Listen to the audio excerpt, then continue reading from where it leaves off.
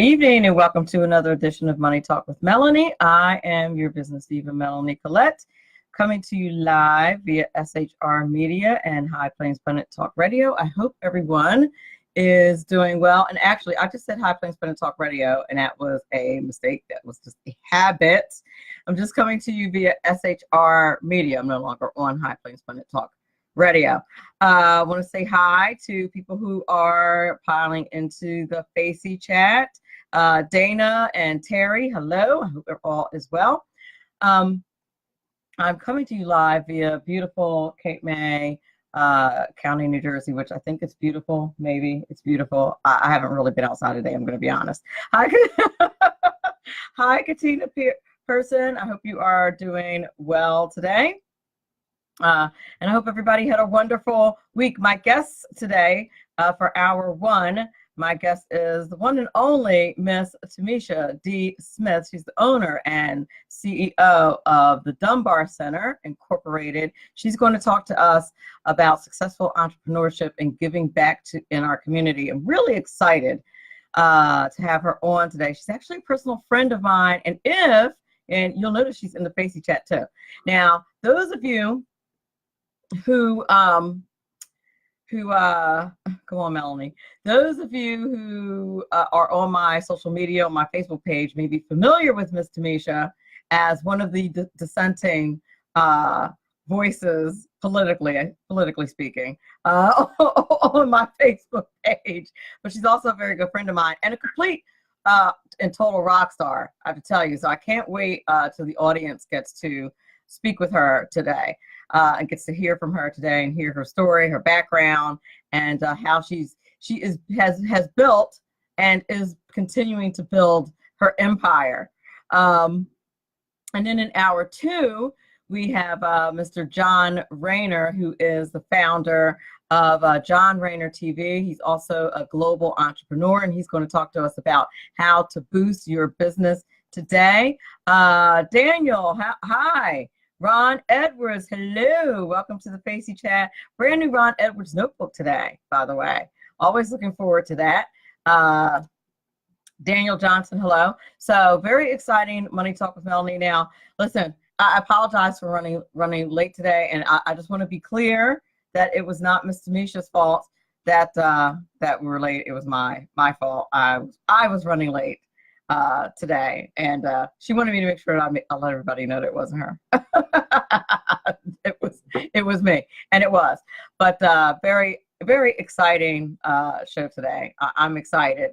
Yes, I'm excited to have her as a guest. She is something else. When you guys hear her background and how she's built her business, she's who I want to be when I grow up someday. Just really, she's inspiring, seriously. So as crazy as she is, even though she's a Democrat, but we'll work on her, ladies and gents.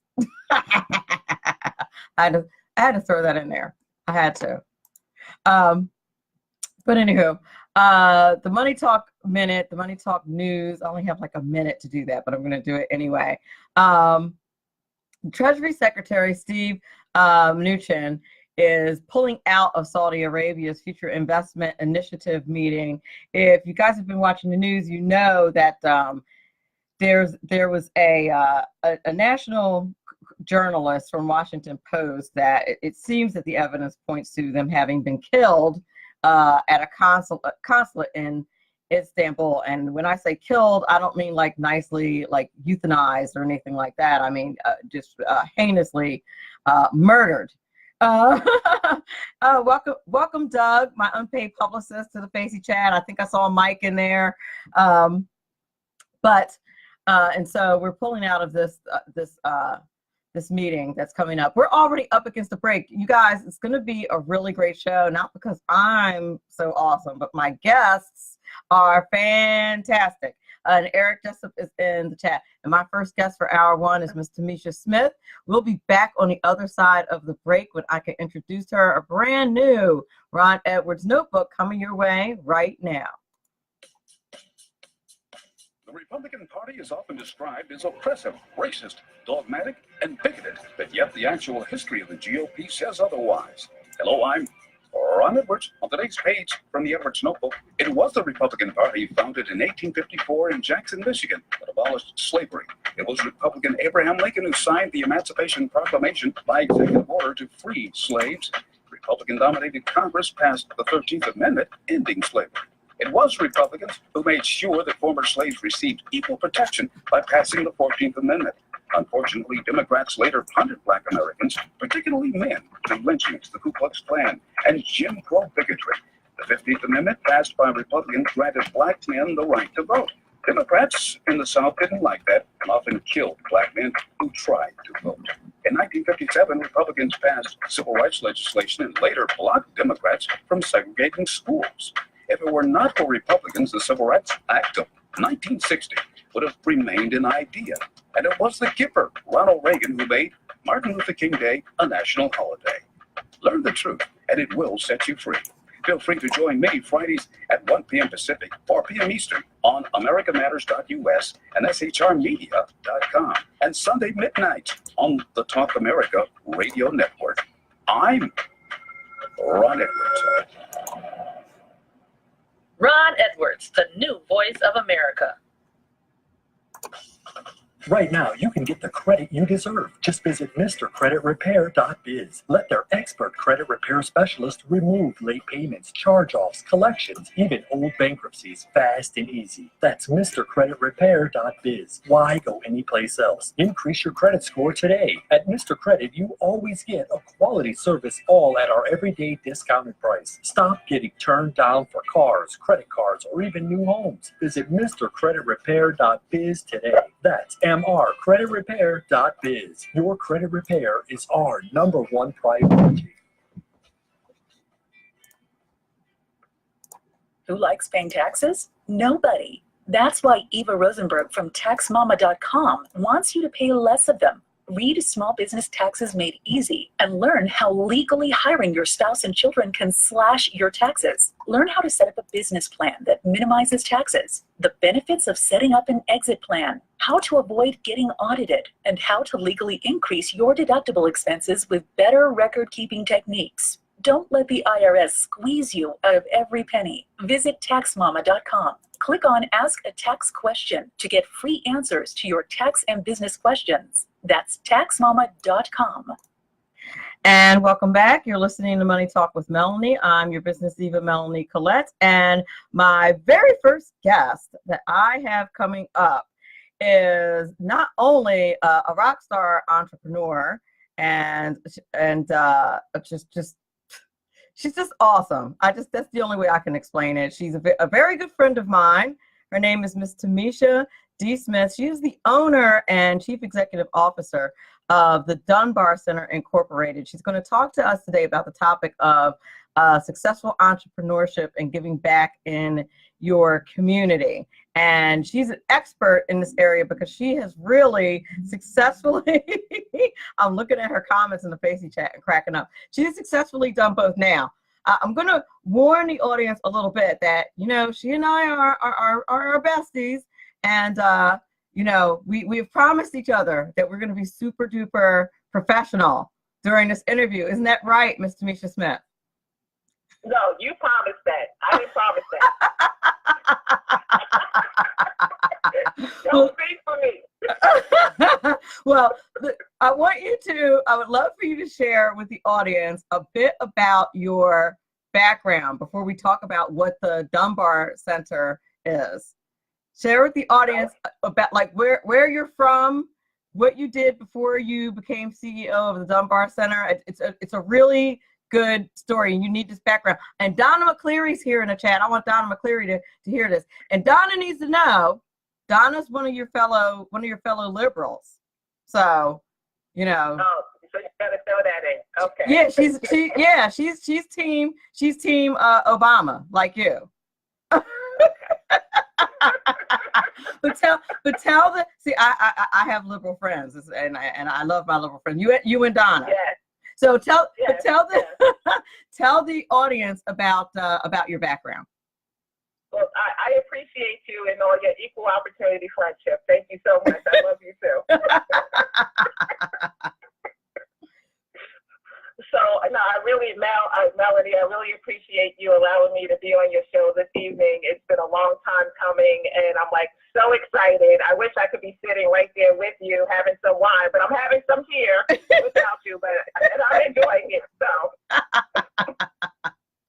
So where did you, go ahead. Yeah, so I grew up in New York City, in Queens, and my parents, my mom's from Georgia, my dad's from Harlem.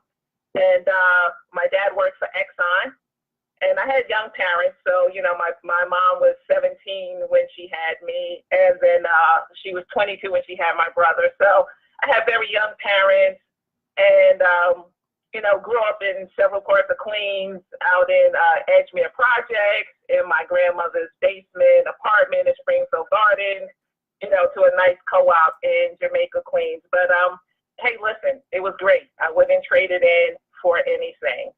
And got to New Jersey via my dad's job at Exxon. They told him he could keep his job. However, they couldn't keep it in the Manhattan office right across the street from Radio City Music Hall. So it was either go to Houston, Texas, or New Jersey. So we moved to the country, New Jersey.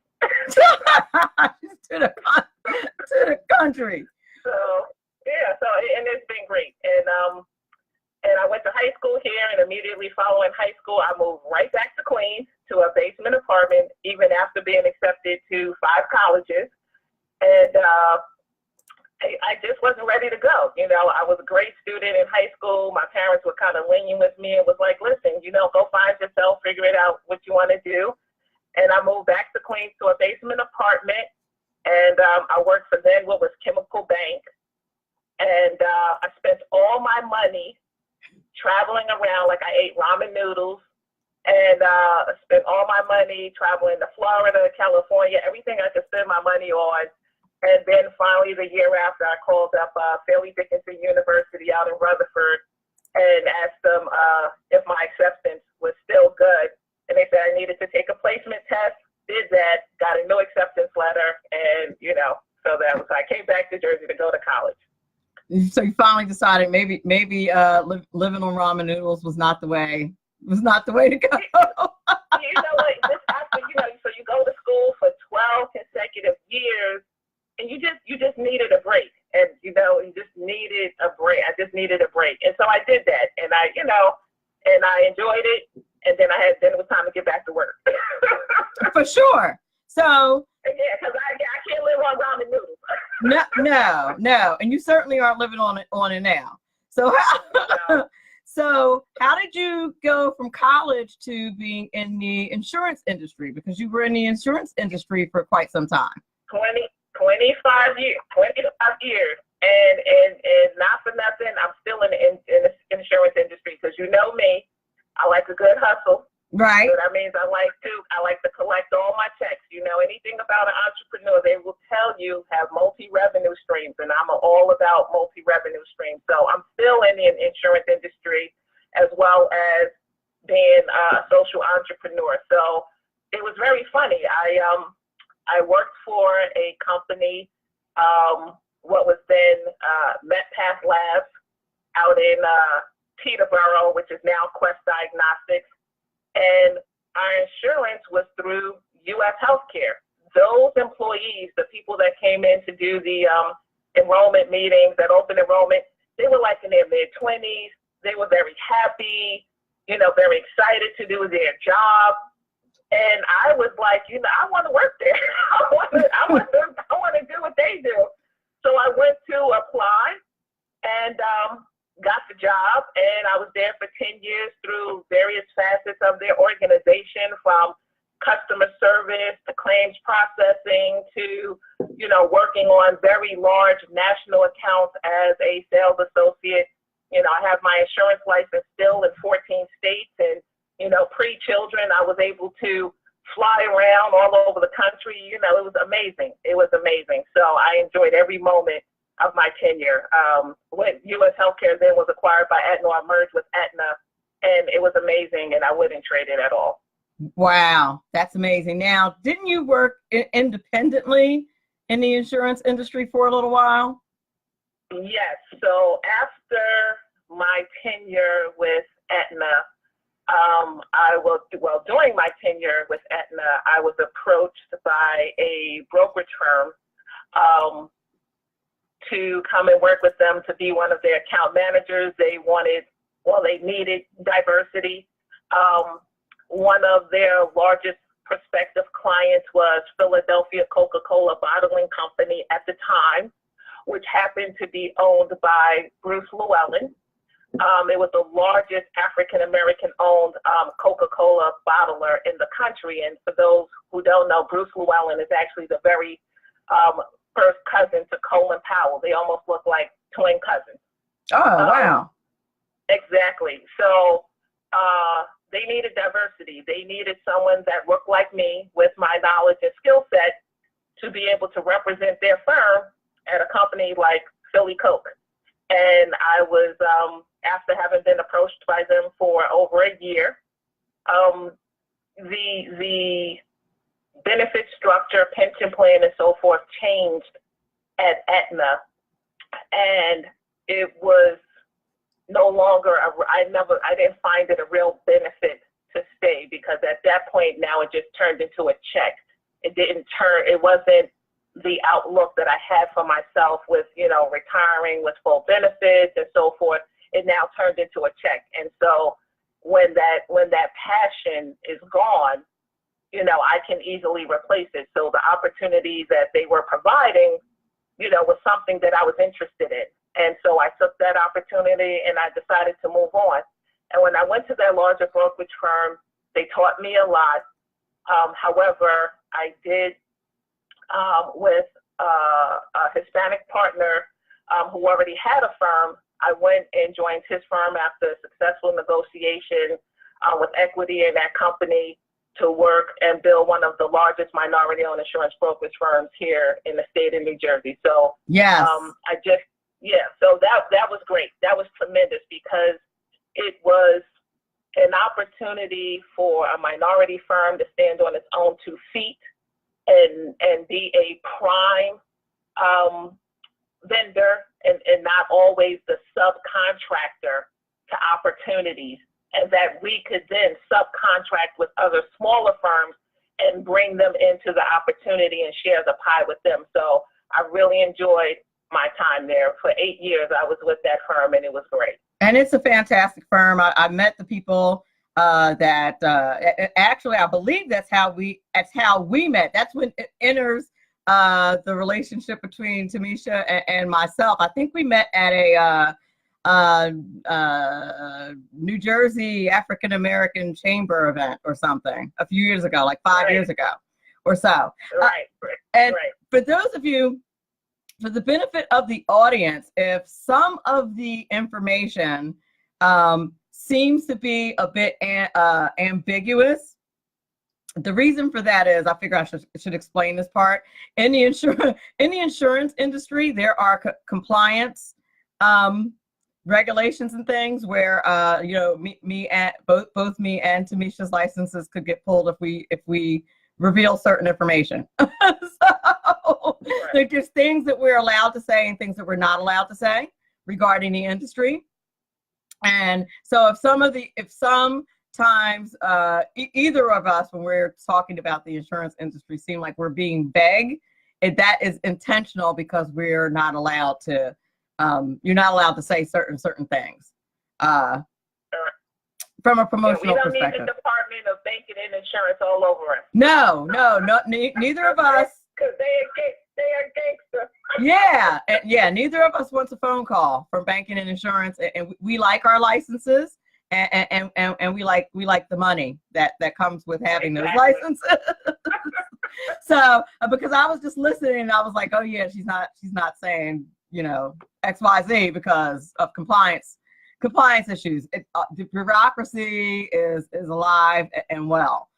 So when we talk about this particular topic, we do have to kind of avoid saying certain things, but because otherwise we get in trouble. So you spend 25 years in the insurance industry. Toward the tail end of that, I start hearing you talk about this project that you're working on, the Dunbar Center. I see you post about it occasionally. We have dinner occasionally you're talking about it, and I don't know exactly, what it is, but I hear through the grapevine that you kind of left the full-time, insurance hustle behind, and you're working on this baby project. And I'm like, wow, that's fantastic. Even though I don't know exactly what it is, tell the audience this is the fantastic part. Tell the audience a little bit about the transition from, really focusing on the insurance industry proper, and then shifting your attention to this baby project of yours, to your baby, the Dunbar Center. What is it? Yes. Well, I have to say that, that transition was amazing and it felt great. And at the end of 2015, December 2015, I decided to basically retire at 45 years old from the insurance industry. And I wouldn't change a thing for the world. So, like I said, I still have my licenses. I still I like to keep all my hustles in place. I like to multi-revenue stream like most entrepreneurs do. Like my checks coming in from all areas. But at 45, I took a step back from that because I really wanted to, and I am dedicating my full attention to the Dunbar Center, which is going to be a 78,000 square feet, $33 million construction project going up in the South Ward of Newark. That's basically, it started out as a 24/7, 365 dialysis facility, but now has turned into, or has morphed into, an actual full facility medical complex now with, not only the dialysis facility, but with primary urgent care services, lab, a host of specialists that deal with renal dialysis and all of the related diagnoses like high blood pressure, diabetes, pediatric dental services, a wellness salon, which is so important, as it relates to, your whole body, holistic, and taking care of yourself. So I'm very excited about it. It was a project that really started because my brother, who is now 44, has been on dialysis for 9 years at age 35. Wow.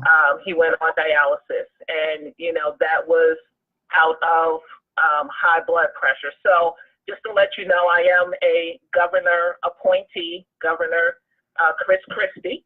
So, I'm with y'all too. I know Governor Christie.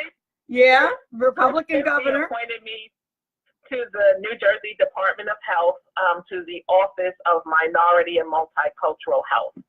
And that was an eye-opener because that division, works throughout the state of New Jersey dealing with issues like kidney dialysis, where 70% of new cases come from high blood pressure and diabetes in our urban communities.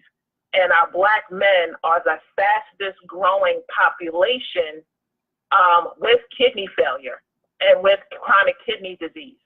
And so with my brother experiencing that, it was really my intent to just learn what I could to be able to listen to him intelligently and to be able to comfort him where I could, but just really to learn about what this issue was and, why he was afflicted with it. And the more I started to study about it, the more I started to learn about it, the more I realized that this was a chronic epidemic in our urban communities, and especially the ones without access to health care and without access to health services. So it was really important for me to not allow my brother to become a victim to chronic kidney disease and to become more of an advocate. And in becoming an advocate and having Governor Christie realize that my passion for trying to bring services to our community to make sure that we don't increase the population in renal dialysis centers, but to be able to kind of treat those conditions in the early stages to prevent a person from having to go on dialysis. That was heartwarming to have the governor recognize that and appoint me to the Department of Health. but having Mayor Ras Baraka in the Newark, New Jersey, to consider this a priority project in the South Ward of Newark is also a testimony to the effort that I've been putting into this. And I'm very excited that the city has designated the property that they have for us to build this 78,000 square foot facility, which sits on a main street, Bergen Street, New Jersey, Bergen Street in Newark, New Jersey, sort of equal distance between, if anyone knows Newark, New Jersey, between St. Michael's and University Hospital at London in the Central Ward, and between Beth Israel Medical Center in the South Ward. So it sits still on Bergen Street in equal distance between those three hospitals. So I'm really excited about it. You know what, we're up against the break, and I want you on the other side of the break, I want you to tell the audience a little more about that area and why you chose it, like the demographics of that area and why you thought it was important to put the Dunbar Center in that area, and talk a little bit more about that area. You need a glass of wine. Girl, only coffee during the show. Hopefully you're looking at the comments in the Facey chat. Chris Level says it sounds like an awesome project. It is an awesome project. You're listening to. I'm looking at the comments. David Lynn said you don't look happy, so I suggest you start smiling. Oh, thanks a lot, David Lynn. No, just kidding. You're listening to Money Talk with Melanie. I'm your business diva, Melanie Collette. My guest for hour one is Miss Tammeisha Smith. She is the owner and CEO of the Dunbar Center Incorporated, and she's talking to us about successful entrepreneurship and giving back in your community. We'll be back in a few moments.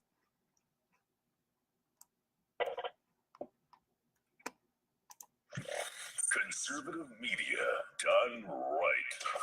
You're listening to the SHR Media Network. Hey, it's Sean from the Sackheads Radio Show. Also one of the owners here at the SHR Media Network. Are you opinionated?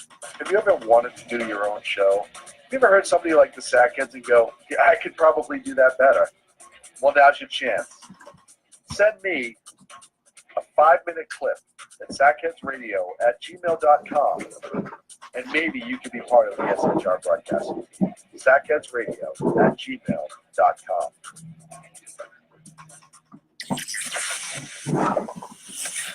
Broadcasting behind enemy lines in occupied California, a mere 2 miles from the state capital, the bloviating Zeppelin's Berserk Bobcat Saloon Radio Show can be heard every Tuesday and Thursday night at 8 p.m. Pacific and 11 p.m. Eastern, only on the SHR Media Network. Go to shrmedia.com to listen. You can also watch on the SHR Media Facebook page and the SHR Media YouTube channel. No goldfish were abused in the making of this ad. Dirty politicians, shadow governments, and deceptive Islam blind the world with fake stream media smoke. Their only fear is one man with a cane. I'm Dave Milner. Join me through shrmedia.com, highplainstalkradio.com, and the Western Free Radio Network at Spreaker, YouTube, and iTunes for a different perspective weekly on the Unpleasant Blind Guy. And catch me on Jeff Mitchell's EDL Radio on blogtalkradio.com. There's no surrender ever, because truth is not always pleasant. Hey guys, it's Sackhead Glenn. I'm excited to tell you about a brand new show here on the SHR Media Network. I'm teaming up with the one and only all-powerful, the bloviating Zeppelin sitting here to my left, bringing to you a fresh new show here on the network. It's Against Tyranny, and we'll be picking up where the Sackheads left off. Excited to be with you, sir. Sackheads Against Tyranny. We're going to chat. We're going to chat Wednesday nights. Sackheads Against Tyranny. Wednesday night, 11 p.m. Oh, it's the same time, right? 11 p.m. Eastern, 8 p.m. Pacific. Same SAC time, same SAC channel. SHRmedia.com. See what I did there? It's your business diva here, Melanie Collette. I am inviting you to a front row seat as I discuss some of the most intriguing details of wealth and finance with today's movers and shakers in the world of business. Listen in and discover financial truths on a global, domestic, and household scale. Uncover topics that will impact your wallet today and in the future. Money Talk with Melanie airs Monday through Friday, 5 p.m. East, 2 p.m. West, right here on SHR Media and High Plains Pundit Talk Radio. You can't afford to miss it. Human by race, Christian by faith, American by nationality, and conservative by choice. Reverend Ralph J. Chittum Sr. is the right guy on SHR Media from 8:05 to 9 p.m., Monday through Friday. And if on the rare occasion I am ever wrong, I will still always be right. The right guy on SHR Media. Hey, this is Michael Wright. And I'm Shannon Wright. Join us for The Right Way with Shannon and Mike, Monday through Thursday from 7 to 9 a.m. right here on SHR Media. Why are they joining us? For fun things like sports, politics, Oh, maybe some news and entertainment? and all kinds of other things. Money and recipes and events? All kinds of stuff. Yeah, so join us Monday through Thursday, 7 to 9 a.m. here on shrmedia.com. Welcome back. You're listening to Money Talk with Melanie. I'm your business diva, Melanie Collette, and my guest for hour one that we're speaking with right now is the one, the only, the very special, and one of my BFFs, Miss Tammeisha D. Smith, owner and CEO of the Dunbar Center Incorporated. And she also is really just a master entrepreneur and a brilliant businesswoman and rock star. She's very humble about all that she has accomplished. And if you hang out with her, and she's one of my girls, right? If you hang out with her, like one of the most down-to-earth people you will ever meet, if you haven't picked that up already. If you're just joining us, you will pick it up in a minute. But just one of the coolest chicks I know, just saying. And also, but also this rock star CEO. So before the break, we were talking about the Dunbar Center. You were talking about where the center is located. You talked about it being located in Newark, New Jersey. And I just wanted you to give the audience an idea of like kind of the demographics of Newark, New Jersey, and why you picked Newark as a location. Sure. Thanks so much. And again, thank you so much for having me on your show.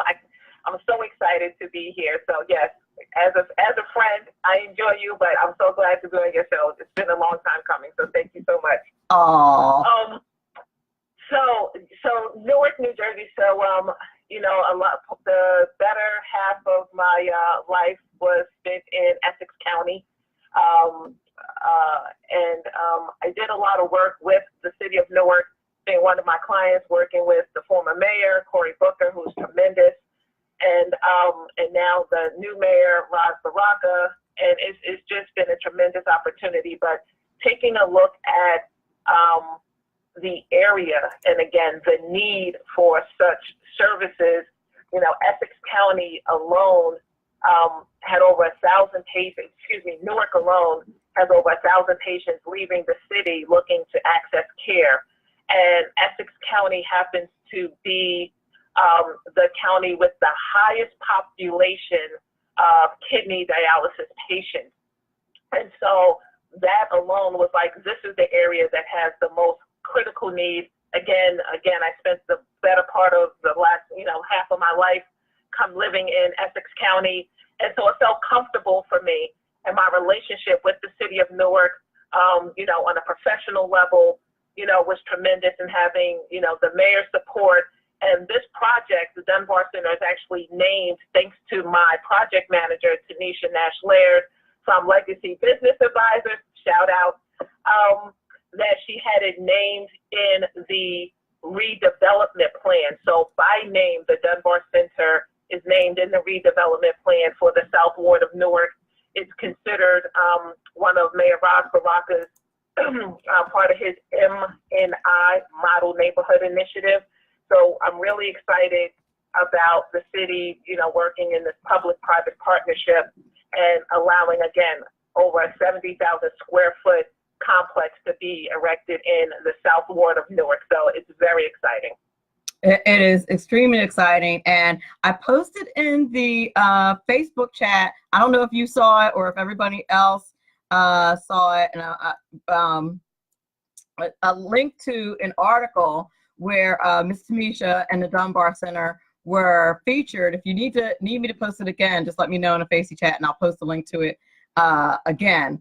But it's a pretty comprehensive article that just describes, tells you a little bit more about Tammeisha and tells you about the Dunbar Center and about the progress of the project. But I remember when it first started out and what the plan was and how ambitious, the project was, and to see it actually come to fruition, I was just like, wow, just an amazing thing. So I want to shift a little bit and talk about your entrepreneurial side and your success as an entrepreneur and as a female entrepreneur, as a Black female entrepreneur, and your experiences as far as that's concerned, and your challenges that you may have had as far as that's concerned. And you can attack that from any perspective that you'd like to. And I realize that that's super dangerous, but I'm gonna. But you know what? Before I move on to that I do want to address a question that was in the Facey chat. Somebody asked whether or not there are any holistic services at the Dunbar Center. Yeah, and absolutely, that's a great question, and I did see that one as well. And yes, so I mentioned that one of the specialists that will be there is a wellness salon, and I feel that it's so important that we treat holistically the whole body and not just with prescription medication. So, a person who's on dialysis, it's their condition is what it is. However, filling the chairs of the dialysis facility is not the achievement. The achievement is our community outreach, because the person that's in that family also has family members that are eating the same things, living the same way. And when we can reach out to them and change their mindset and change the way that they live and change the way that they perceive, their dietary needs, exercise needs, and then we can prevent them from becoming another patient, that's the real gratification in what we're doing. That's the real measure of success. Because like I said, there are more than 1,000 patients leaving the city to access care.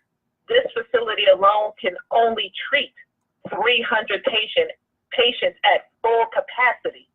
That's it. 300 patients at full capacity is all we can treat. And so preventing another person, another minority, because that's the nature of the community, from being another dialysis patient, that's the real goal. That's the real success. And so the wellness salon that we're going to have included to be able to treat the whole body, from massage therapy to Tai Chi to guided imagery, to help holistically treat individuals in the community is the true measure of success. So that was a great question from that person. Oh, that's fantastic. And it's such a good idea, because a lot of times that gets, ignored, especially in the secular medical community. So, I think that's fantastic that you made a point of making sure that was included in the services that the center provides. So that's fantastic. I actually have a good friend who, one of my besties, her boyfriend, I'm laughing at the comments. Ron Edwards. He's such a Ron Edwards. He challenges me anyway. But one of my best friends, her boyfriend, is actually on a transplant list, and he has lupus, and his lupus can affect your different organs, including your kidneys, and he's actually on standby right now for a kidney. So I know exactly what it is that you're saying. I want to shift a little bit to I wanted to make sure I answered that question, but I want to shift a little bit to your entrepreneurial side, because you worked in private industry and you made a transition to being an entrepreneur, and then you semi-retired, I guess you could say, and then switched to working on this project. But I want to know about your tips for success, your challenges, and listen, not for nothing. There are challenges with being, while I don't think that things are, it's not 1960.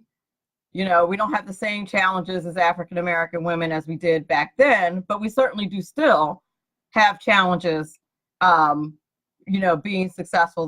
There aren't zero challenges, I guess is what I'm trying to say. There are still challenges, especially when you're running with the big dogs like you are. So I'd love for you to talk about how you made that transition, any challenges that you faced, and how you overcame them.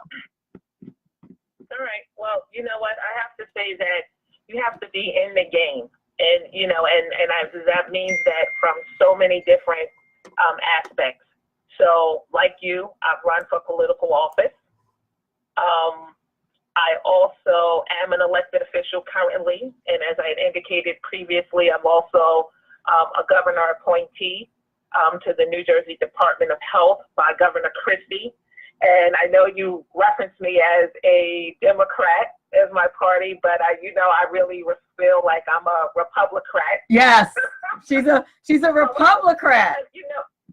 And you know why? And it's my thing is you have to be in the game. You have to respect both sides of the aisle. You have to respect the people making decisions, and you have to be able to be up for the challenge, open and expand your mind, and open your creativity, your innovation, and be able to watch the moves that people are making, be able to participate in what they're doing.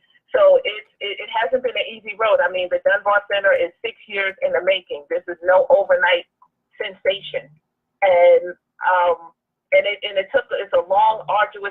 was a very long, arduous task to get where we are. But when this facility is open, it's bringing more than 175 jobs to Newark, New Jersey. And I know it's not Amazon, but you know what? It's 175 jobs that the city didn't have before. It's also bringing services to be able to treat more than 300 patients in the community at any one given time. So, and the Newark location is my flagship location because we already have an expansion plan that covers 7 other cities around the country. Again, because of the tremendous work of my project manager, and again, I'm going to give her a shout out, Tammeisha Nashler with Legacy Business Advisors. She was able to put the Dunbar Center on the map where other economic development professionals are looking to have a facility of this nature to bring jobs and services to their community. And they're willing to provide, again, a public-private partnership with providing land and access to capital.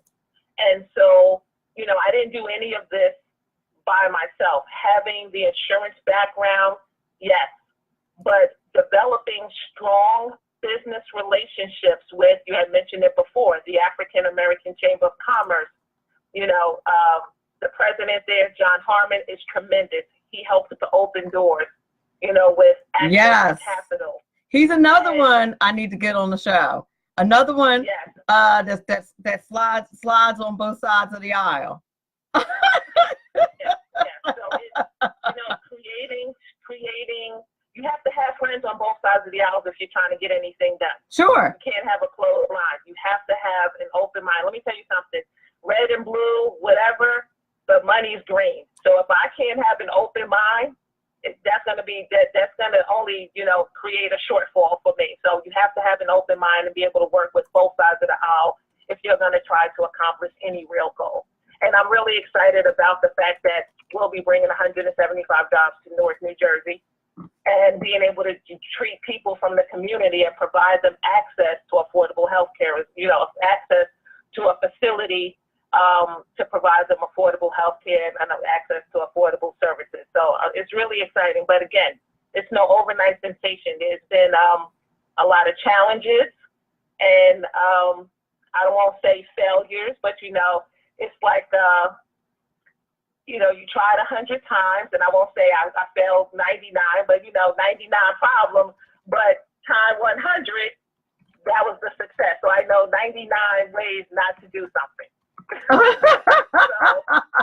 and that's what's exciting about it. And so, and and having this opportunity, you know, I think that there's some people who have that spirit within them as an entrepreneur and have that courage to be able to take that step outside of the traditional box.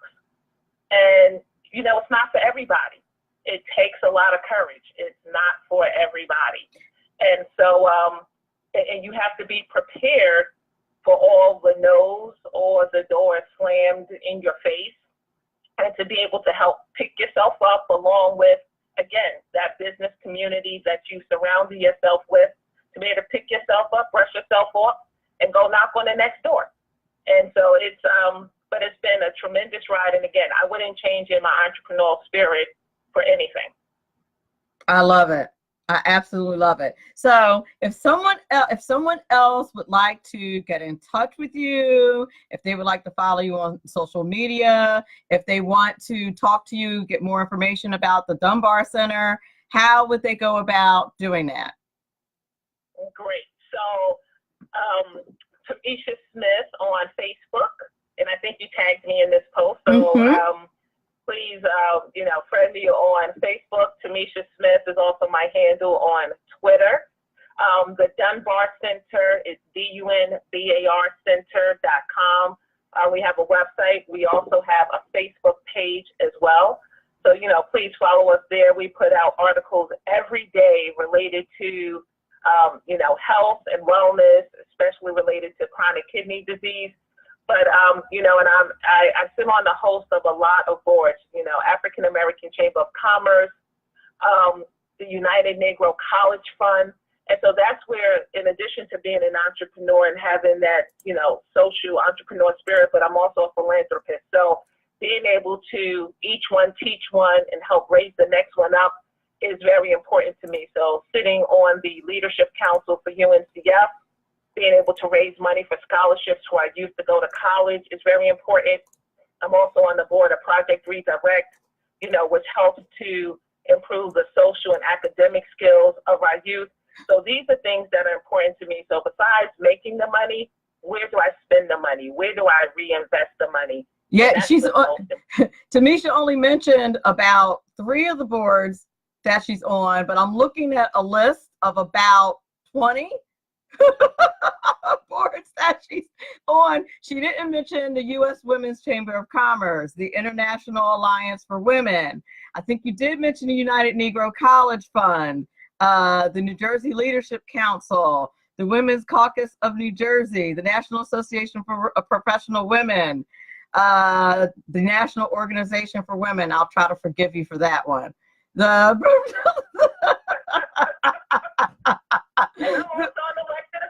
Yes, and county committee woman in Knowlton Township, where in Warren County. Yes, also an elected. I didn't even know you were an elected official. I didn't realize that.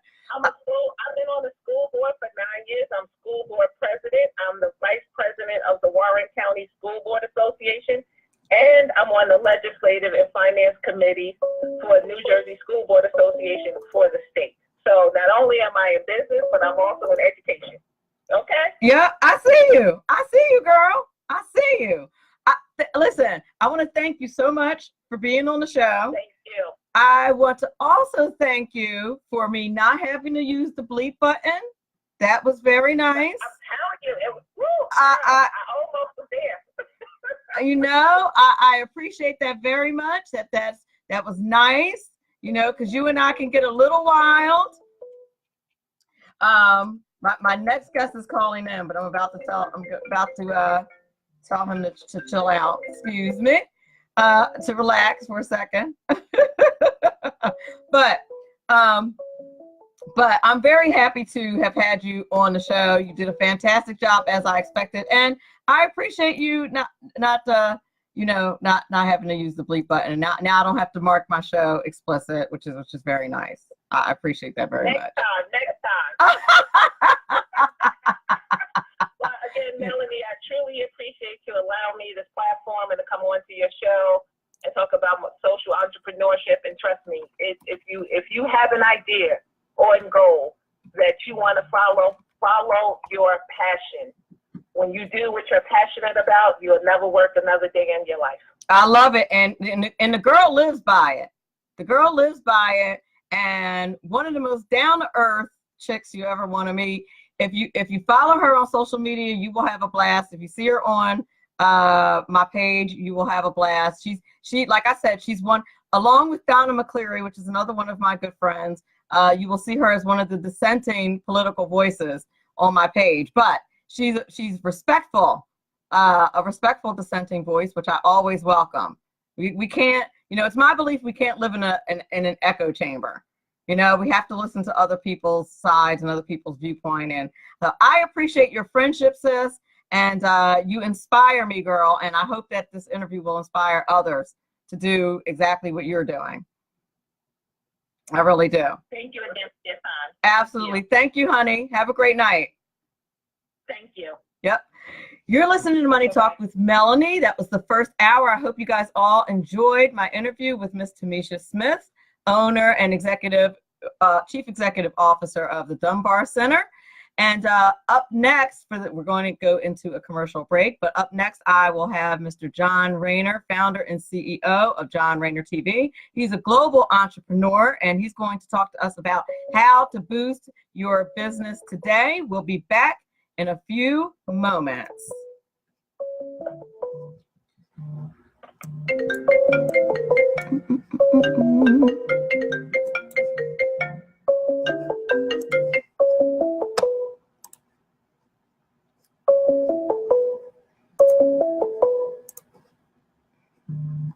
She's fast and easy. That's MrCreditRepair.biz. Why go anyplace else? Increase your credit score today. At Mr. Credit, you always get a quality service, all at our everyday discounted price. Stop getting turned down for cars, credit cards, or even new homes. Visit MrCreditRepair.biz today. That's MrCreditRepair.biz. Your credit repair is our #1 priority.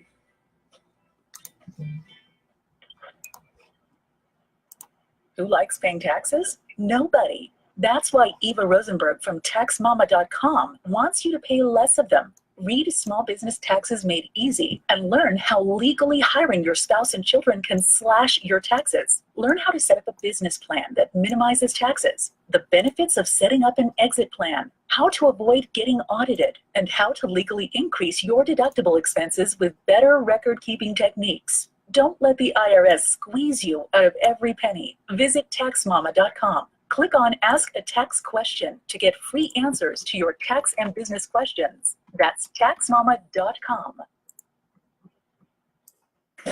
Conservative media done right. You're listening to the SHR Media Network. Hey, it's Sean from the Sackheads Radio Show. Also one of the owners here at the SHR Media Network. Are you opinionated? Have you ever wanted to do your own show? Have you ever heard somebody like the Sackheads and go, yeah, I could probably do that better? Well, now's your chance. Send me a 5-minute clip at sackheadsradio@gmail.com, and maybe you could be part of the SHR broadcast. sackheadsradio@gmail.com.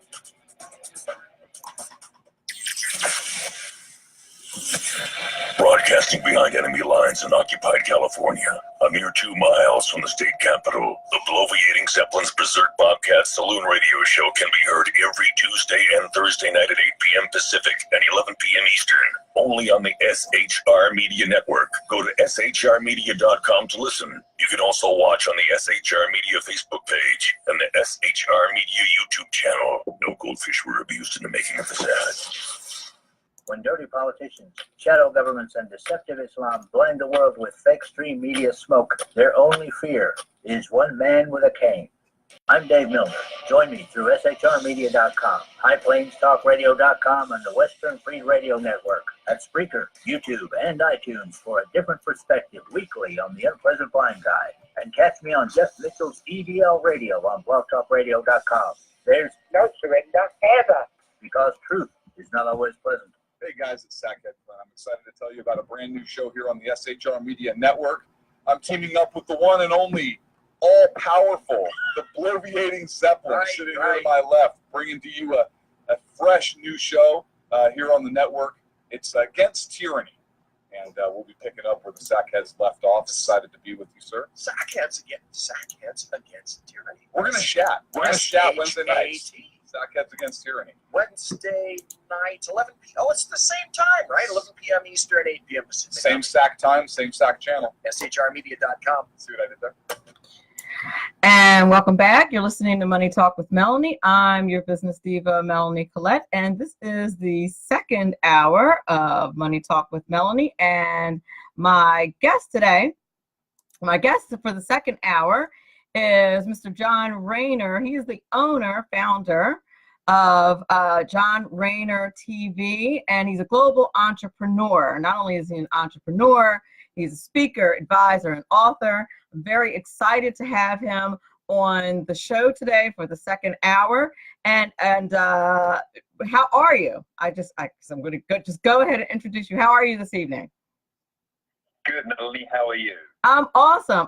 I love people with awesome accents. I just have to say that. I know that's lame. Like I realize as an American that that's lame for me to say that, but I just do. Look, that's okay. I'm somewhat of a hybrid, having spent a lot of time in the UK and then Australia and Latin America, putting aside obviously international travel for business. So forgive me for being a hybrid. Oh no, this is perfectly good. I'm excited to have you on a show. Shout out to our mutual friend Josh for connecting us. I appreciate it very much. So I'd love for you to start off by giving the audience a little bit about your background. You do a whole lot of different things. As I said in the opening, you are a global business entrepreneur, a speaker, advisor. You're also an author. I'm going to quickly post a link to your website in the Facey chat. And for those of you who are listening out there in SHR Media Land, or if you're listening to this as a podcast download later on, it is John Rayner TV, JohnRayner.tv, and Rayner is spelled RAYNER, John JOHN, RAYNER.TV. And I'm going to place the link in the Facey chat. But give us a little bit about your background, if you would. Well, Melanie, just a snapshot. I'll start with the end in mind. Right now, my team and I, we help clients to boost their business 3 to 7 times within 18 months. And Melanie, that's when we're working with companies that are probably more recently established. They're more than likely small to medium business, somewhere between the $1 million and $10 million revenue generation space. And obviously playing in that sandpit by bringing in the right strategy, by bringing in the best type of digital marketing and automated sales and client service systems.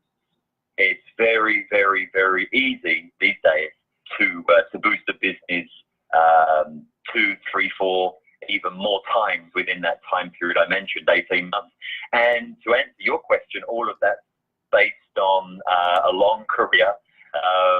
Started in engineering, but then found that wasn't my forte. So it was 20 years ago I got involved in more corporate marketing and sales, and then 18 years ago became a public speaker for business and trainer. I started my entrepreneurial path 18 years ago, and without going through the details of 18 years, where that's led me to now is having started 4 companies which currently operate internationally. 2 of them are professional services. One of them targets and serves Fortune 500 companies and multinational companies. The second professional services business, like I just mentioned, JohnRayner.tv, we're now working with smaller size companies generating $1 to $10 million so that we can really boost their efforts and their results. Experience in retail, have a great retail business in Latin America, and then online have a great e-commerce business where we're making profits every day or money whilst we sleep, because we're selling products out of Asia to 26 different countries that can speak English, whether it be first, been blessed and fortunate over the last 2 decades almost to have worked with some of the best companies, international companies, their leaders, their strategic thinkers. So what we do now, Melanie, is we're able, we being my team, to transfer all that's been learned collectively for 2 decades with, like I said, some of the best leaders. It's definitely not my intelligence. I say I'm a great plagiarist. I take what works and just apply it to clients these days, and we see some significant results. I hope that answers your question. No, it does. It absolutely does. It absolutely does. And that makes a lot of sense. I am wondering, I have a friend who's an engineer, and I'm wondering how you get from engineering. It takes a lot of education to and dedication to become an engineer. And then you decide, meh, not for me. It's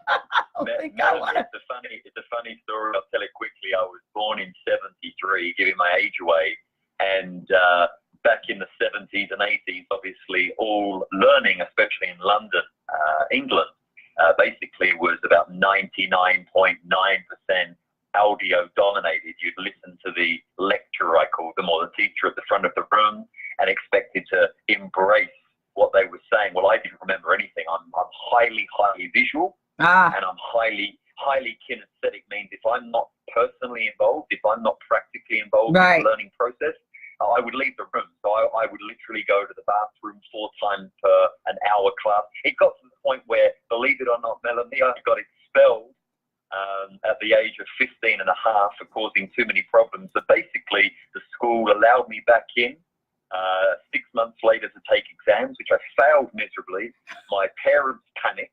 My dad was an engineer, so he got me into a situation where I was able to start an apprenticeship where you have to study for 4 years. You have to obviously give your time, your life to that company for the next 4 years. So look, it was a good discipline to learn, don't get me wrong, but after 7 years of engineering, that meaning 4 years of study and 3 years of application, my what is the name? My supervisor sat me down in a performance review and said, John, you're not the worst. This guy was about 63 years of age at the time. He said, John, you're not the worst engineer I've ever had the displeasure of working with in the last 40 years, but you're in the top 3 categories. I realized that wasn't, I'm serious. I'm still attending counseling as we speak. And so I realized that wasn't my path or my trajectory towards success. And having moved to Australia in '96, I decided to cut my ties with engineering. And Melanie, I got involved in marketing and sales, which I had never done before. And interestingly enough, within 6 months, I'd become the top salesperson or performer across the nation or the Asia Pacific region. So I thought, maybe there's something to this. And of course, the story continues from there. Excellent. That's great. And, you know, and I'm a recovering school teacher, secondary school and professor. And, you know, tell the kids, listen, your first career, I know it's not that it's not a major decision. Of course it is, but it's a decision that you may not stick with. So don't like put too much pressure on yourself to pick this career, because it's likely to change. And, you know, absolutely. You know, because we change as people, and you know, we change as you know, as to what's important to us and what we think sounds like a great idea in application, not so much. Look, I agree, but I also think, Melanie, we're living in such wonderful times. You know, obviously, long gone are the days where maybe like my father and grandfather once stayed in the same trade, possibly the same country, city, even local area, you know, doing the brick and mortar business or whatever their profession was at the time. You know, we're in a time now where the world has become so small, obviously through digital marketing and otherwise. I mean, I feel like I'm behind the curve, don't get me wrong. My companies do very well and they're very profitable. But you know, I'm just shy of 46 years of age, and I love it. I love it when I, you know, have people that I know who are 20 to 30 years of age, literally making millions of dollars a year, sitting almost in their underwear in their grandmother's or their mother's, basement, because they're able to reach the world now, and they can quickly assess whether what they're doing is right for them. And obviously, if one does know what their passion is, even at a young age, instead of being hindered by the obstacles of the past, there are no obstacles today. And Melanie, I say this now in conferences. I've been public speaking and conference speaking for, like I said, 18 years, best part of 20 years. And I say to people now, wholeheartedly, I say to people sincerely, I say two things. There's never been a better time. There has never, ever been a better time to start or grow a business as the time that we're living in now. And Melanie, I also think there should be legislation to make it criminal to fail in business, because it is very, very, very, or let me put it another way. It's much easier today than any time in my last 18 years of entrepreneurship to do business. And I believe you. We have access to so much information, and there's businesses. I mean, there are literally businesses that will help you build businesses like yours that will help you, that will help you. So let's talk a little bit about that business and how it is that you do this. I was intrigued when I was doing a little research for the show, and I was on your website, and it says build your business 3 to 7 times within 18 months. Now that sounds too good to be true. That sounds like an infomercial. That just sounds crazy. Okay, that just sounds nuts. So look, I understand, but it's very, very simple, especially when now JohnRayner.tv is focusing towards, and we're only serving, like I said, small organizations which are already established. They're generating at least $1 million of sales, somewhere between $1 million and $10 million, which means they've proven their concept. They've proven they have a product or service that works. But and I know, Melanie, most of these small business operators, they're not sleeping. There's too many things to try and manage. They have a lot of information, but less comprehension, meaning how the moving parts fit together. Yes. And then even less application. I do a daily social media video 5 times a week, Monday through Friday. That's on my JohnRayner.tv website, or Facebook, or Instagram, or LinkedIn, or YouTube. And recently I did a post. It was just a short video, 5 minutes, about the 3 stages of learning. And this is from the stages of thousands of years ago. There's only three steps of learning. Number 1 is information, and we all have a lot of that because we're living in the age of access to information. Number 2 is comprehension, where you actually understand how all that information fits together. And number 3 is the application, and that person is called wise. And Melanie, to answer your question, what was concerning me more and more, like I said, we've worked in the Fortune 500 and large business space for nearly 20 years. They've got massive budgets, they've got massive resources, and in fact, sometimes it's hard to squeeze into those spaces because they've already got a training manager, they've already got a motivator, they've already got a marketing specialist, they've already got teams of people. But what I noticed was that many entrepreneurial friends, or many business associates who are running, reasonable companies, $5, 10, 15, $20 million in revenue, I was watching these people working themselves to the bone, all hours of the day and night. And I noticed something which I think is a trend for most entrepreneurs, small business owners, and that is that they have a lot of information, Melanie. They've been watching every single mentor on Facebook and social media and YouTube. They've been to multiple conferences. I was speaking with someone who's a new client recently out of North America. This person boasts, I don't think it's a good boast, they boast of having been to every major conference. If I said the names, you would know them, of the speakers. They've been to every major conference. They spent nearly $100,000 in the last 2.5 years on education, information, and over dinner, you can actually have a very mature conversation about comprehension. They kind of get how the parts fit together, but here's the key. in the last 2.5 years, guess how much of that information and comprehension they've applied? Almost zero. And here's the thing, Melanie, this person's running a $5.5 million business. That might sound interesting to some, but here's the challenging part. Over the last 2.5 years, their revenue hasn't increased, but their costs have. So all that's really happened is they're doing more work, yet they're earning less profit. That doesn't sound smart to me.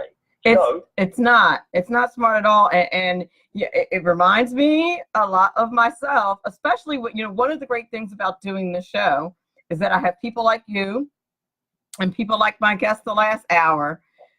I have access to all this fantastic information. And while I'm talking to my guests, I'm going, oh yeah, I'm doing that. Oh yeah, I'm definitely doing that. Oh yeah, I'm writing that down. I'm going to go back and listen to the show, and I'm doing that for my business. Ask me how much of the stuff that I've learned I've done. So, I can relate. I won't ask live, but I could guess the answer. Yeah. If you're like me and everyone else. But here's the key, Melanie. Here's the key.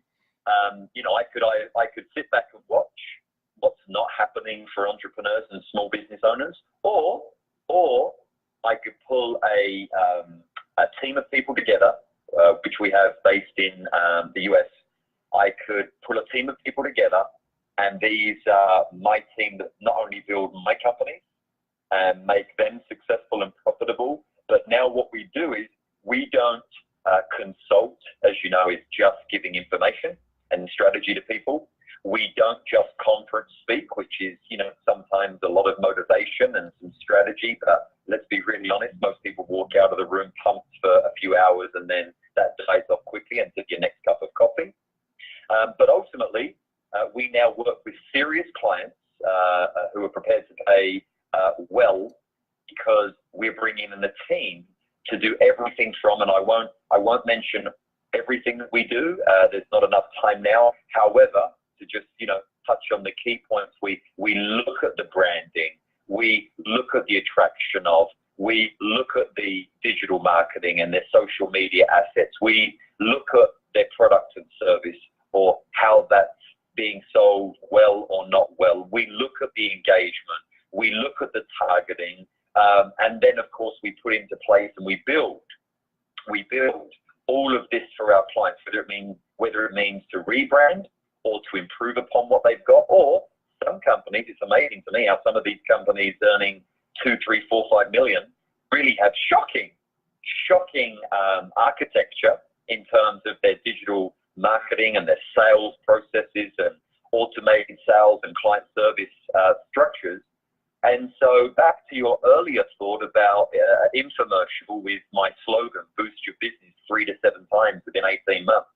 Not only have I done that with our own companies, 4 companies over the last years, but more importantly, we do that now with our clients, and our clients are shocked that it takes us usually with a month of strategy and then 2 months of structure or restructure. That's 3 months. Then we go into what's called omnipresent marketing mode for about another 3 months. Every case is different. Every project is different, but this is typically the case. So within about 6 months, Melanie, the clients not only see their business looking, feeling, engaging better, targeting better, retargeting better, but they actually start to see the money coming through the door quickly. This is not an investment where, one looks towards 2 and 3 years to get their money back. They start to see improved revenue and sales after that 3-month mark of strategy and restructure or structure. And it's fascinating to watch client faces where they literally see their revenues and their profits going up. And of course, when we do get involved with the client, it's not just around the digital marketing and the sales and the client service. There's enough collective experience that we look at ways to minimize costs and boost profits and cash flow. That's incredible. And I find nowadays, in talking to some of I had a guest on in the last week or so who does the credit side of business. Actually, he's a new Money Talk with Melanie sponsor, Mr. Credit I'm going to get my sponsor's name right. Mr. Credit Repair.biz. But one of the things we talked about is how a lot of people, a lot of businesses really want the kind of service where somebody else can do the tedious work for them, for their business, or even for their personal, life. And this is what you're talking about, because in order for a business owner to do what it is that you're doing is very tedious and time consuming, and they can't necessarily focus on what their craft is, on what their actual business is. Because the business side of your business is completely different than, at least in my opinion, is completely different than whatever service it is that you're providing, if I'm making sense. Oh, absolutely. And look, it's really interesting to me because there's two types of small business entrepreneur that we're helping, or company that we're helping now. One is the person who wants to be a thought leader. They've got decades of experience and they realize that they need to be a voice in their market, whether it be locally or globally. And it's funny, Melanie, because I'll sit down with these people to talk, or maybe we talk over Zoom or some type of video chat, and they're telling me that I'm not consulting to them. They're telling me this is what I need. This is what I need to do. I have the education. I have the information. I have the comprehension. I just don't have the time or the wherewithal. I don't have the resources in terms of people to do it. And it's amazing to me how many of these people say, John, I did try in the last 2 years, and I worked with some people, or I got some people who said that they were specialists on board, but ultimately they lost time and money because the people who claim they're specialists aren't so. The second group is obviously where you've got an entrepreneur or business leader who's got a physical an actual company that they need to grow. So there's the thought leaders who want a personal brand and personal presence online that we help, and then you've got the company. But look, I myself, over the last years, Melanie, I have wasted tens of thousands of dollars by engaging people who said that they were specialists. And by the way, I wasn't even using the cheaper ones, where you get what you pay for. Right. I actually had a legal situation in Latin America with one of my companies last year, because we actually got in the top. So they present themselves as the top digital marketing business across the nation I was working in. And we ended up in a legal suit because what should have taken 2 months to build for us took them 3.5 months, and the system crashed 3 times. We had egg on our face.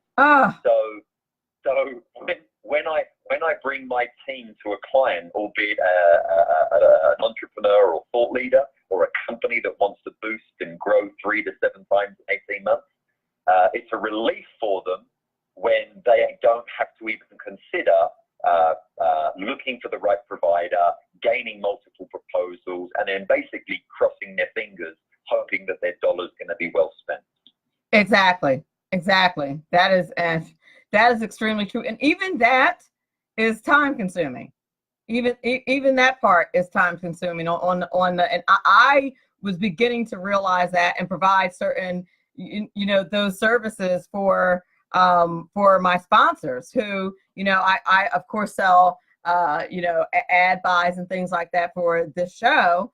And I started to provide, the services of putting together ads with them and stuff, because they didn't have them. They didn't know how to get them. And that was something I already knew how to do. You fill in gaps, that's how capitalism works. You find gaps in the market and you fill them. So, but people don't have time for that, especially if it's not their area of expertise. So, that is what you do. And nobody has time to hunt around and find someone who's good, and you're really taking a chance. And then there are those people that you have to be aware of, like you were just saying, who will, sometimes businesses will create price points, high price points, to give the impression that is what the demand structure is.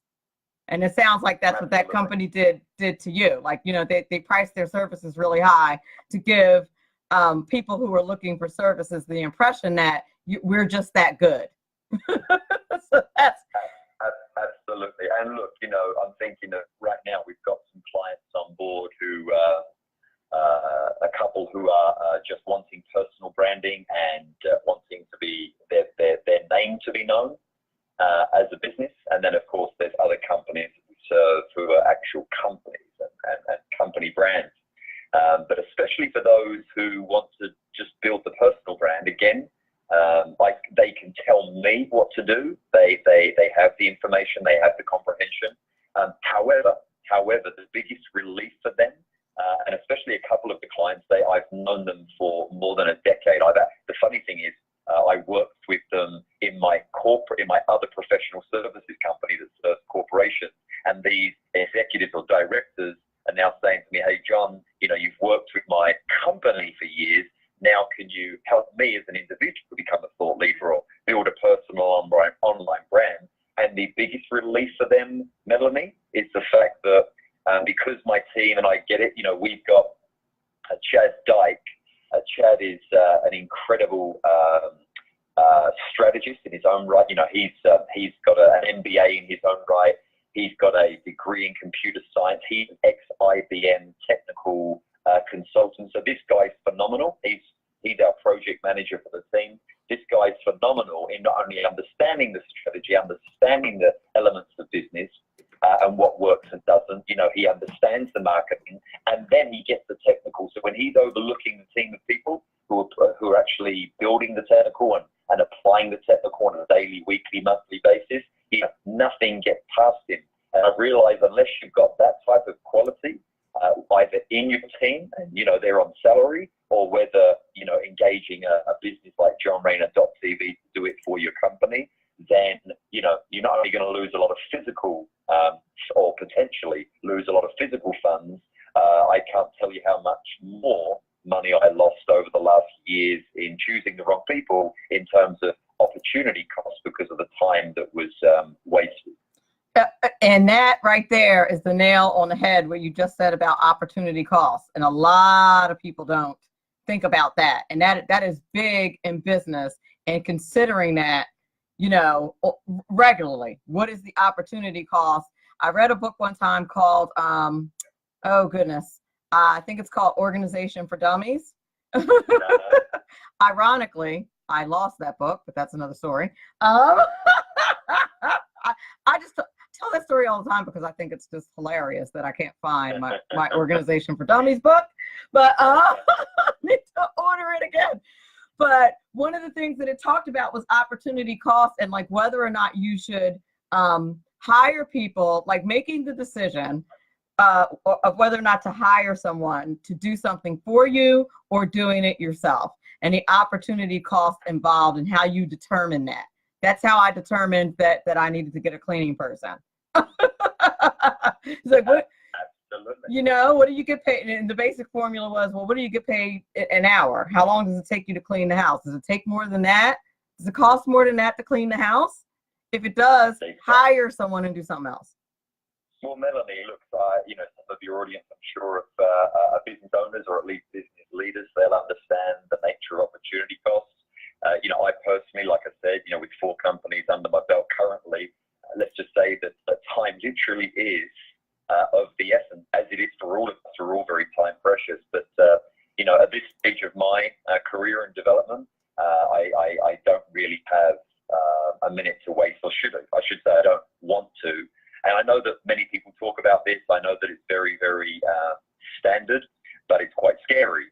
It's quite scary how much time and money people waste. I even gave you the example of the company in North America that's, sitting on $5 to $6 million a year in revenue, which all sounds very good at a dinner party or over a barbecue until you realize that they're not improving in their sales, they're not improving in their systems and their resources, and obviously their costs are going up and their profits are going down. Exactly. We are right up against a break. And when we come back on the other side of the break, I want you to talk to us about, I want you to give away the store, so to speak, but I do want you to touch on just some of the services that you provide that help build businesses specifically. And then I want to move on to some other things that you do in your business. Does that sound good? Great. Thanks, Melanie. Absolutely. You're listening to Money Talk with Melanie. I'm your business diva, Melanie Collette. My guest this hour is John Rayner, and he is talking to us about how to boost your business 3 to 7 times within 18 months. He's a global entrepreneur, speaker, advisor, and author. Very, very insightful conversation. Enjoying it quite a bit. I hope you are too. We'll be back in a few minutes. Right now, you can get the credit you deserve. Just visit MrCreditRepair.biz. Let their expert credit repair specialist remove late payments, charge-offs, collections, even old bankruptcies fast and easy. That's MrCreditRepair.biz. Why go anyplace else? Increase your credit score today. At Mr. Credit, you always get a quality service, all at our everyday discounted price. Stop getting turned down for cars, credit cards, or even new homes. Visit MrCreditRepair.biz today. That's MrCreditRepair.biz. Your credit repair is our #1 priority. Who likes paying taxes? Nobody. That's why Eva Rosenberg from TaxMama.com wants you to pay less of them. Read Small Business Taxes Made Easy and learn how legally hiring your spouse and children can slash your taxes. Learn how to set up a business plan that minimizes taxes, the benefits of setting up an exit plan, how to avoid getting audited, and how to legally increase your deductible expenses with better record-keeping techniques. Don't let the IRS squeeze you out of every penny. Visit TaxMama.com. Click on Ask a Tax Question to get free answers to your tax and business questions. That's TaxMama.com. Conservative media done right. You're listening to the SHR Media Network. Hey, it's Sean from the Sackheads Radio Show. Also one of the owners here at the SHR Media Network. Are you opinionated? Have you ever wanted to do your own show? Have you ever heard somebody like the Sackheads and go, yeah, I could probably do that better? Well, now's your chance. Send me a 5-minute clip at sackheadsradio@gmail.com, and maybe you can be part of the SHR broadcasting team. sackheadsradio@gmail.com.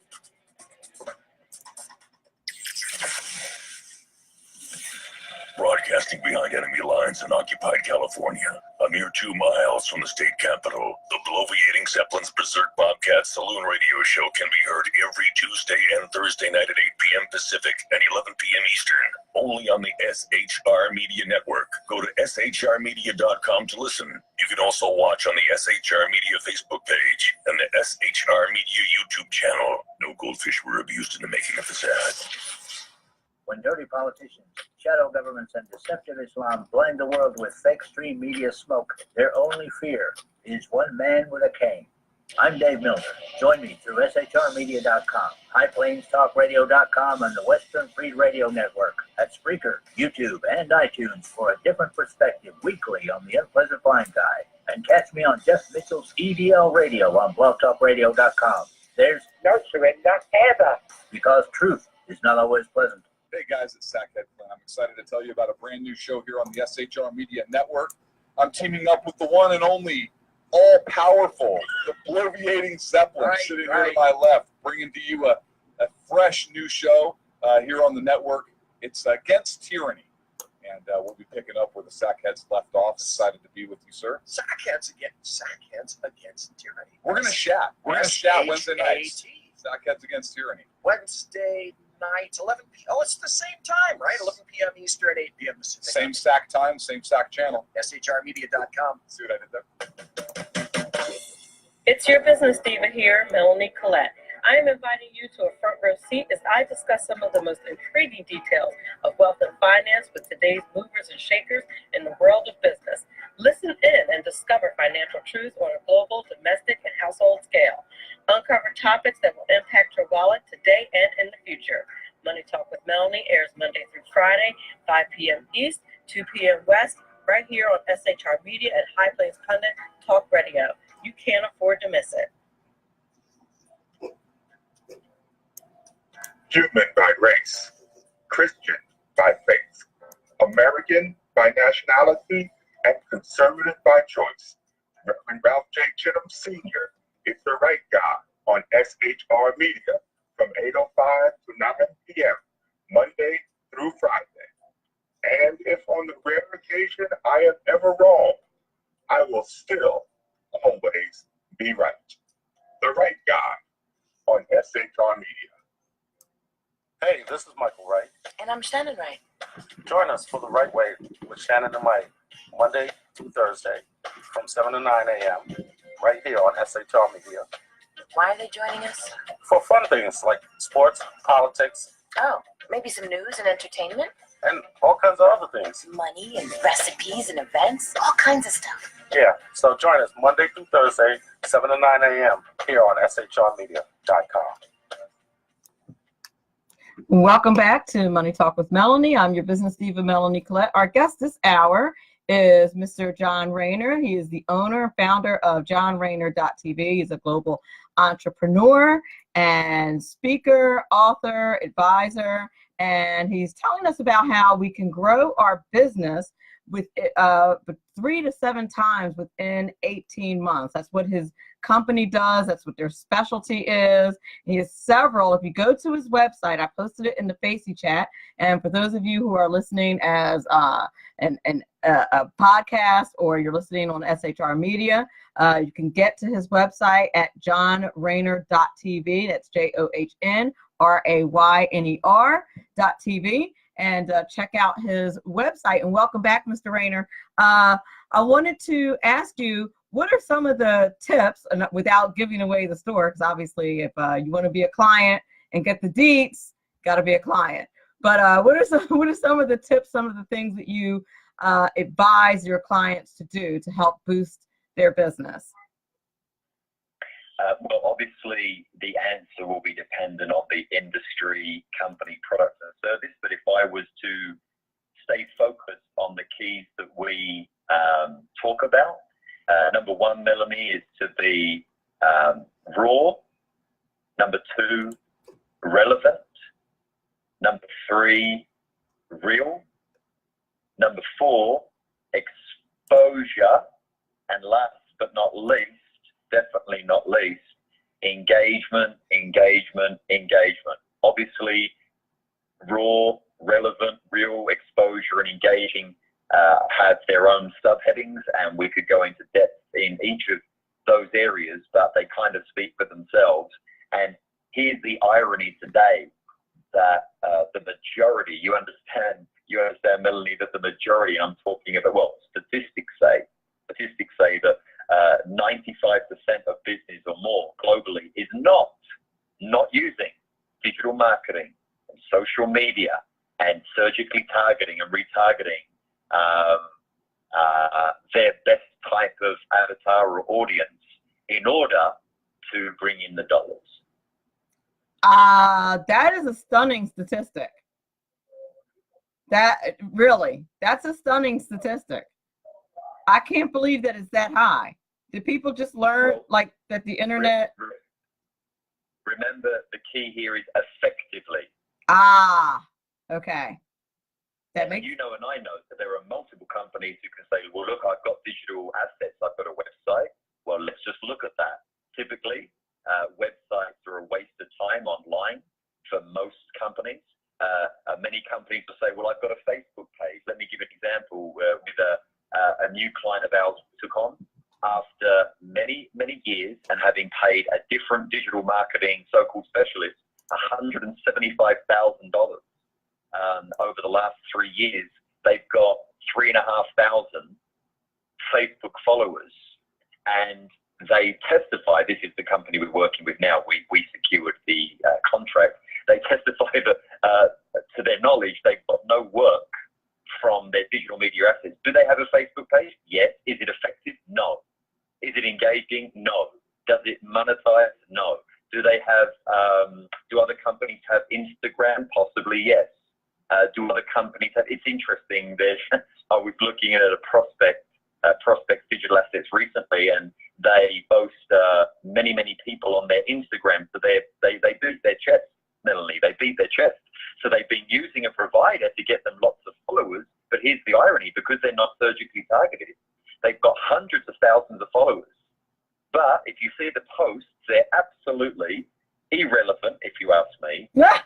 Then no, I'm serious. And they're not engaging, and therefore here's the irony: there's not a provable and tangible return on investment or ROI based on the digital assets. So my point is that apparently more than 95% of companies statistically supposedly not effective, even if they have digital assets. And all I can say is that with the type of clients that we attract, they do beat their chest saying, "Look at what I have," and they don't like me. It's like a doctor, isn't it? When the doctor presses on your pain point, you don't like that moment of the journey or the relationship, but you look forward to the medication. So ultimately, it's one thing to have certain assets, but that doesn't mean they're demonstrating or they're providing a return on investment. That does make sense. That does make sense. I mean, yeah, that does make sense. And listen, and I find it, because I at least have some awareness, I just apply it to myself. I have an awareness that these are things that I should be looking at. I have an awareness, that I should be looking at the analytics and examining the engagement and stuff like that. Now, do I know what to do about it? Right now, it's trial and error. I'm looking at the analytics. I'm like, okay, well, let me change the way I targeted, that last ad and try something else, because I did not get out of it what I wanted to get. I don't know if other entrepreneurs have this issue. But one of the issues that I have on my show and with my marketing is that when I target ads for engagement, 70% of my audience are male. And and I tend to get inquiries that are not business related.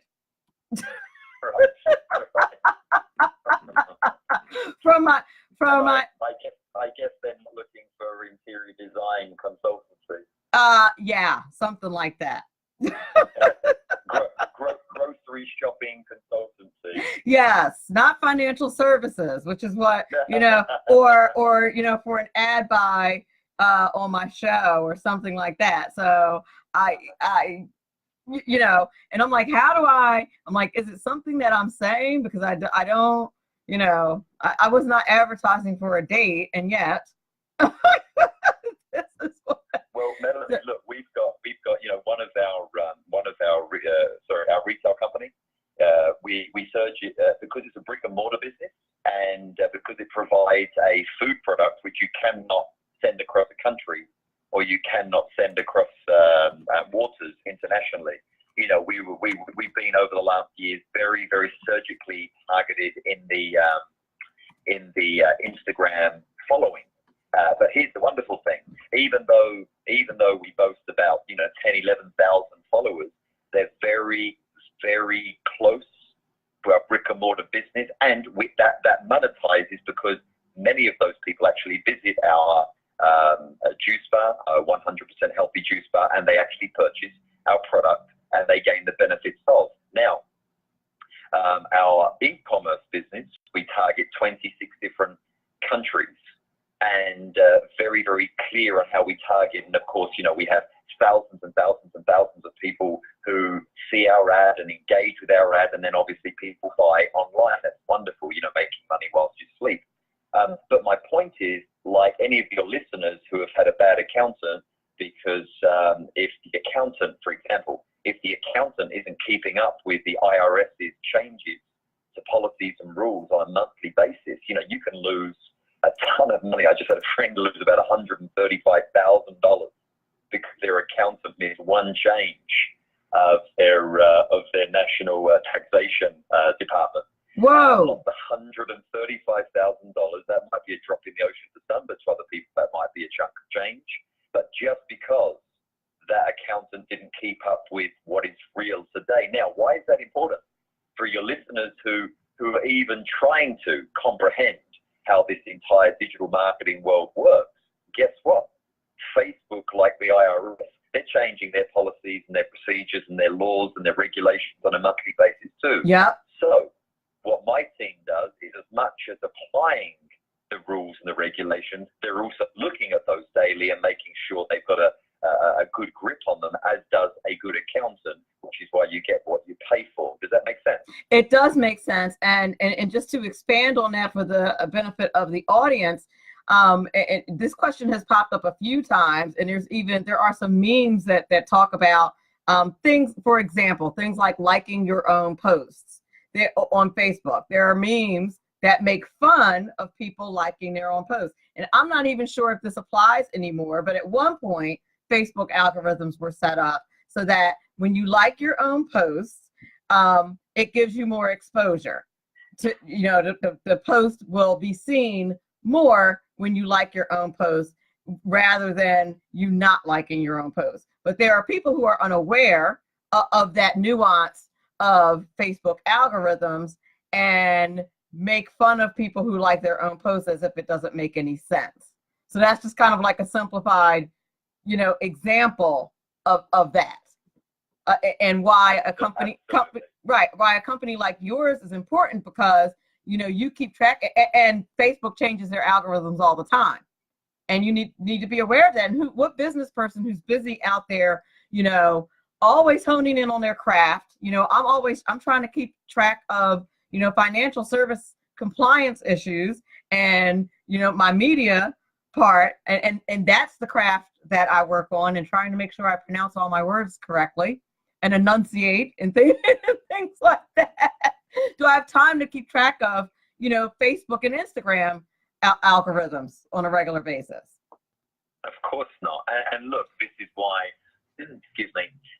recently I'm doing a series of videos on leveraging, or how your business can leverage social media. If people visit johnrayner.tv and click in the menu on the videos option, then they'll get to see those videos on there. Look, we have some clients, Melanie, because of the surgical targeting or the type of demographic they're targeting, who we don't even recommend Facebook. I mean, Facebook, to even start talking about Facebook, which is a universe of its own, literally a universe of its own, we'll be here till next week without much sleep. And that's only one social media platform. So if people are interested in, more of the best targeted demographics for each and individual platform, go to johnrayner.tv and click on videos. And there's some great information there. But coming back to understanding the essence or how the social media platforms work, that's not what a business owner is supposed to be focused on, right? That's not their best opportunity cost. Exactly. Therefore, our team take over. And look, I only started johnrayner.tv 2 months ago. As I said to you, a different professional service company I have. We've been serving Fortune 500 and international companies for 18 years. Wonderful, wonderful client base. Some of the best leaders across Asia Pacific and North America and England, and some companies in South America. That's one thing, but johnrayner.tv only started 2 months ago. But I am very, very cautious in advertising spend.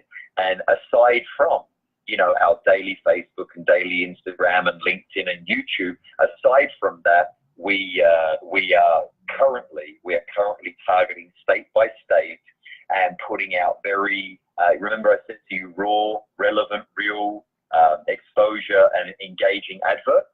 Yes. And it's wonderful, because one thing that social media platforms, especially Facebook, does allow you to do is be more targeted than ever at a very, very low cost compared to old-fashioned marketing tools. Yes. or mediums. And so what we do, for example, we're running a workshop, a seminar, a one-day seminar in Phoenix, Arizona, in the first week of December. So right now, Melanie, with my team, they're doing all the designs, they're doing all the promotions, they're running all the algorithms, they're doing everything they can. So what people don't see behind the scenes is that even if your standard Facebook page, business page, or your Instagram doesn't have millions and millions of followers, that is not important.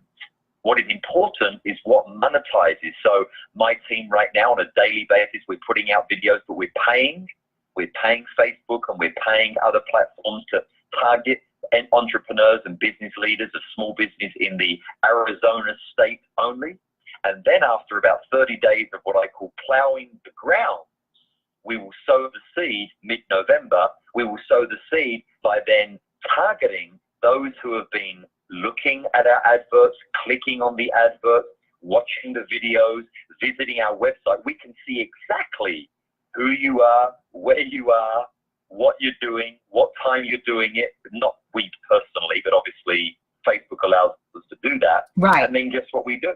We're right now seeing wonderful results with thousands of people seeing our videos each day. This is aside from our following. So remember, I have business associates who boast millions of people in their following, but they're not monetizing. But it's far wiser to have a less following, but monetizing. It's actually even wiser to have a bigger following and more monetization. But my point is, the people in Arizona, when they start to see the targeted ads in mid-November, then of course we just focus on working with those, and then we invite them to the event. They come to the event, and there's other things that happen. When have we lived in a time, business speaking, when have we lived in a time where I could be traveling around the world and still running other companies, doing other things, client providers, etc., and yet be able to have success in the state of Arizona? And once that is completed, we do the same thing, and we overlap in then the state of Florida, and then the state of Washington, and the list goes on. That's incredible and so very smart. I want to make sure that we mention a couple of things before we close the show. I'm looking at the time and I'm like, oh no.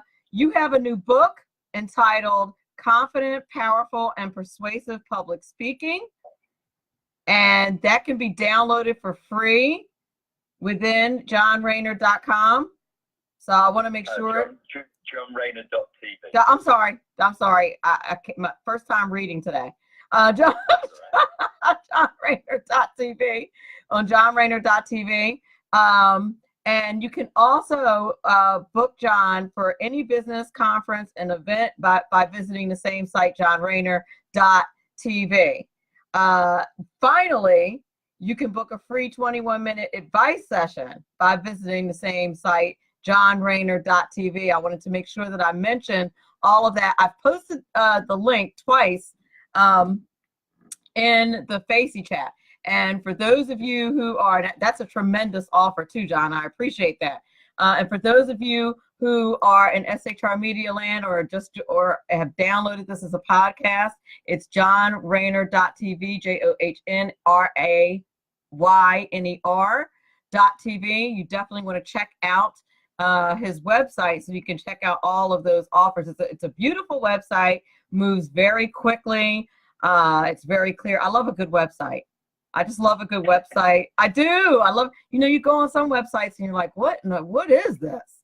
And then but your website is just really beautifully done. Celeste in the Facey chat says, thank you so very much.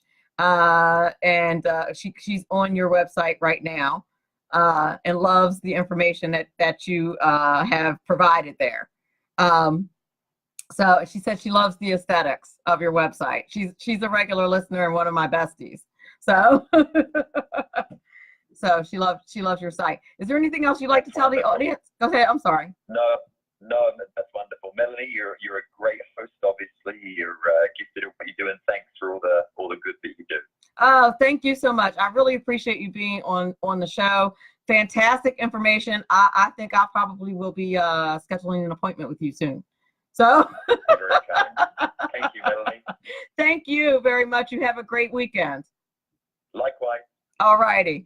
You're listening to Money Talk with Melanie. I'm your business diva, Melanie Collette. I hope that you all have enjoyed these last couple of hours. My last guest was John Rayner of JohnRayner.tv, global entrepreneur and professional business booster. Just lots of fantastic information. You should check out his website and all of the offers that he included on his site. Actually, I'm going to go ahead and post all of those offers before I get out of the Facey chat. I hope you enjoyed the guest in the first hour, Miss Tammeisha Smith, who is the Chief Executive Officer of the Dunbar Center, and talk to us about successful entrepreneurship and giving back in your community. If you missed that, you definitely want to go back and download the podcast and listen to that first hour. She did a fantastic job. And if you are, new starting out entrepreneur, you don't want to miss what she had to say about being a successful entrepreneur and how, and the big ways in which she's giving back to the community and how she did it. Like I said, you're listening to Money Talk with Melanie. I want to thank everyone for listening on SHR Media, all of the engagement in the Facey chat. I want to thank both of my guests and anybody who is listening on any of the podcast platforms, such as iTunes or Blog Talk Radio or any of them. And remember, all of this is very important because after all, it's your money. Have a great weekend.